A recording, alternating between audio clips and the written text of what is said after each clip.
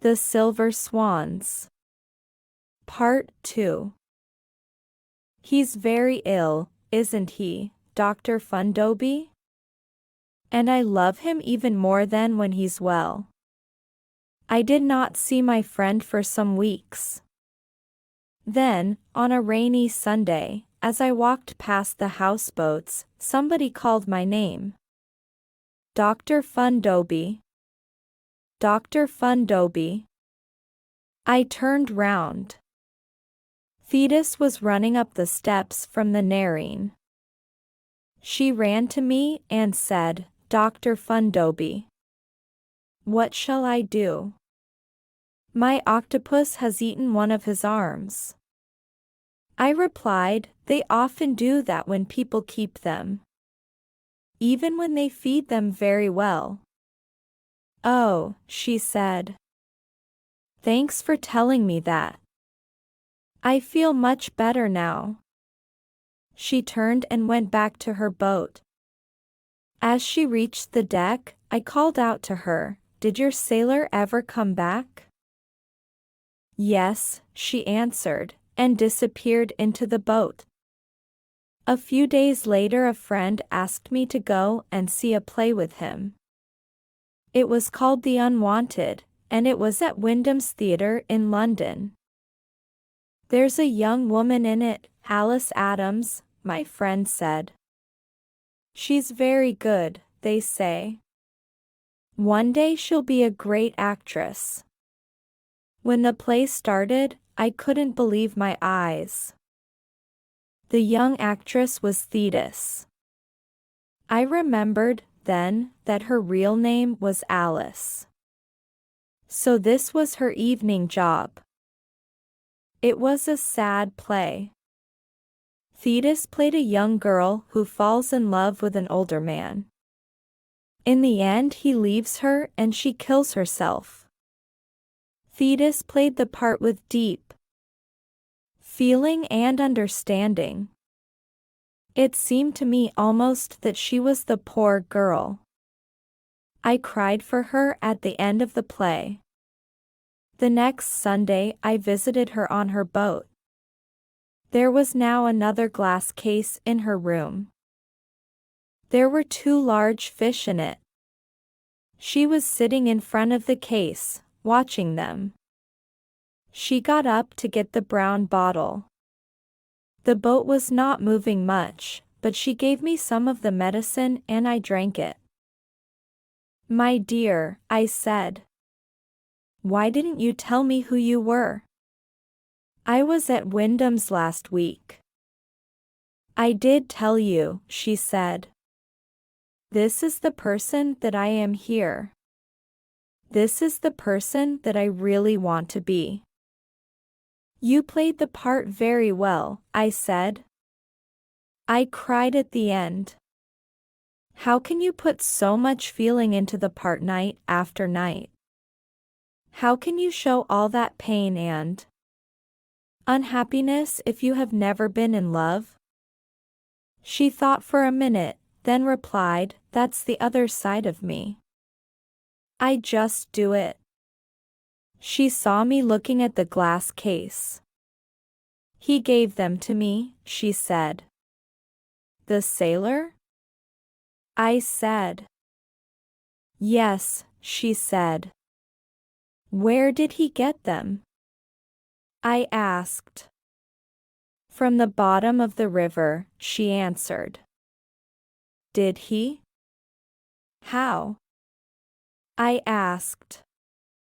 "He went down and looked for them," she replied. Now I remember who Richard Hadley is. I thought to myself, does she know? And will her heart break, like the heart of the girl in the play? Is he in love with you? I asked. He laughs at me and says unkind things, she said. Does that mean that he's in love? And you? I asked. Are you in love with him? I don't know, she cried. I don't know. I don't know. Oh, Dr. Fundoby, I hate being young. She put her head on my shoulder and started to cry. I tried to find the words to make her better. The next Sunday, I went for my usual walk. It was very windy and the river was rough. When I saw the Narine, she was moving from side to side. Thinking of Thetis, I hurried towards the boat. Her room was small and the glass cases were not safe in bad weather. I noticed that the blue door was open, so I quickly went down the steps. When I reached the last step, I heard a deep cry from Thetis's room. I was afraid for her, and I hurried in. Richard Hadley was lying on the bed. He was very sick. Thetis was sitting on the side of the bed, holding his head in one of her arms. His skin was a gray color, and his face was pale. At first I thought that he was dying. Then the boat moved suddenly. I understood then why he was like this. Thetis. I cried. The medicine. Quickly. Where is it? Oh gosh, cried the unhappy man. Go away, both of you, and leave me to die alone. I love him. Thetis said, happily holding his poor head in her arms. Oh, now I know that I love him. He's very ill, isn't he, Dr. Fundoby?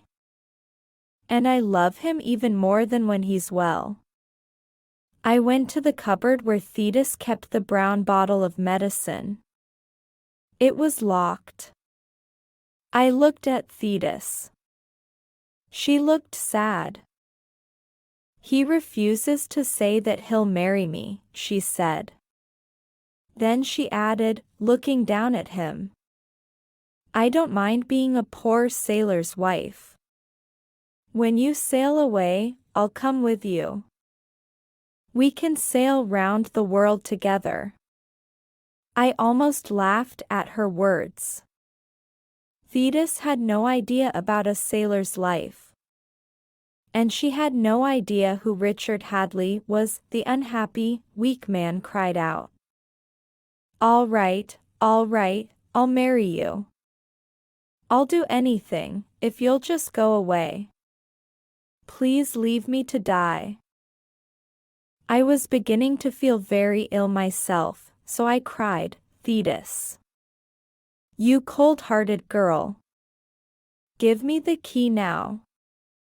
How can you leave him to suffer? How can you do this to the man that you love? She untied a piece of blue cloth from around her neck. The key was on it. She looked at the floor as she gave it to me. I knew that she was sorry now. As I opened the cupboard, I heard her say, quietly, he's sailed on every ocean and sea in all sorts of weather. I took some of the medicine, then I gave some to the great ocean scientist, Richard Hadley, Lord Struve.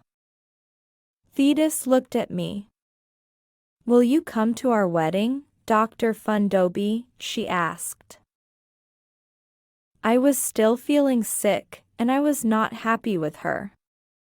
So I replied, if he marries you after this suffering, he's crazy. Lord Struve probably suddenly felt better, because he sat up. He said, I'm glad that you said that, Dr. Fundoby.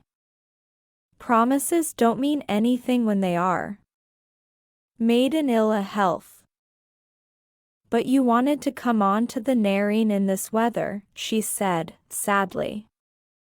The color was returning to his face. I came for a good reason. I love you, and I wanted to tell you that, he said. So why didn't you tell me? Thetis asked, simply. For a minute he did not know what to say. Then he said, suddenly, because I felt ill. Now listen, Thetis. If you're going to marry me, you must know two things.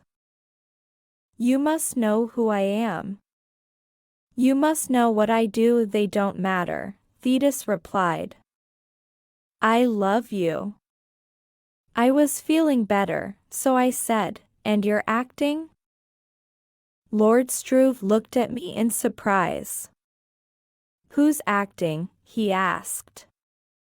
This is Alice Adams, I cried. She's been in the play The Unwanted at Wyndham's for the last 2 years. He looked at her. This child, he said. She is a child, isn't she? Thetis moved her head in a silent yes. But I said, she's England's best young actress, and she's 21. He stood up. Yes, he cried. I remember reading something a long time ago. I've just come back from the Galapagos, he continued. I haven't heard anything about England for nearly 2 years. Thetis jumped up and ran to him. Oh, please take me there, she said, in an excited voice. All my life I've wanted to go to the Galapagos.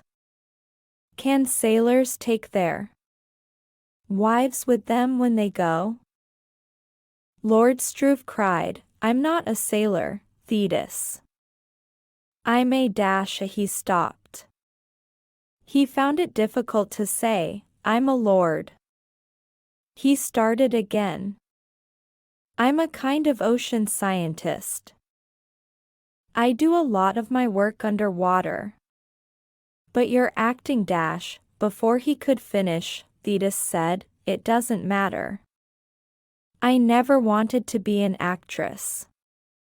I only do it for the money. I can buy octopuses, and live on the Narine.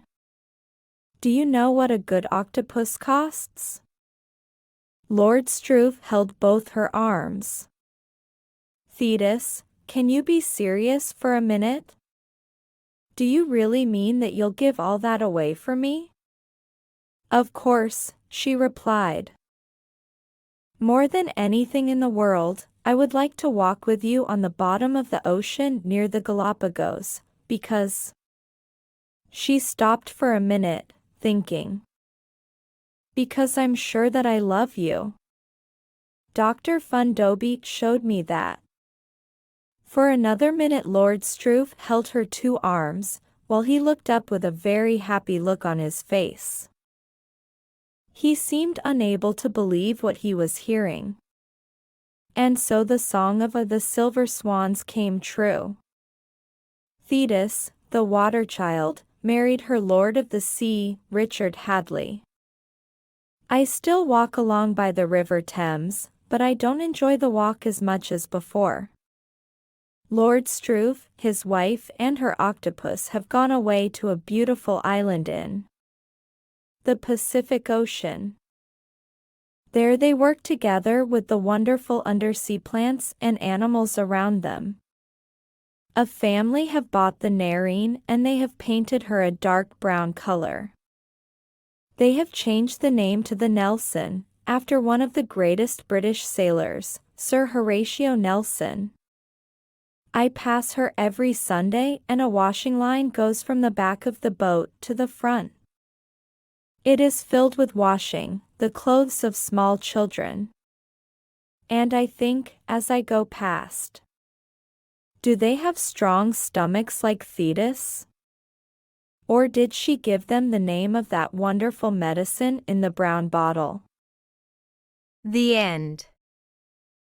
If you enjoy our content, please like, share, and subscribe for more videos. Your support means the world to us.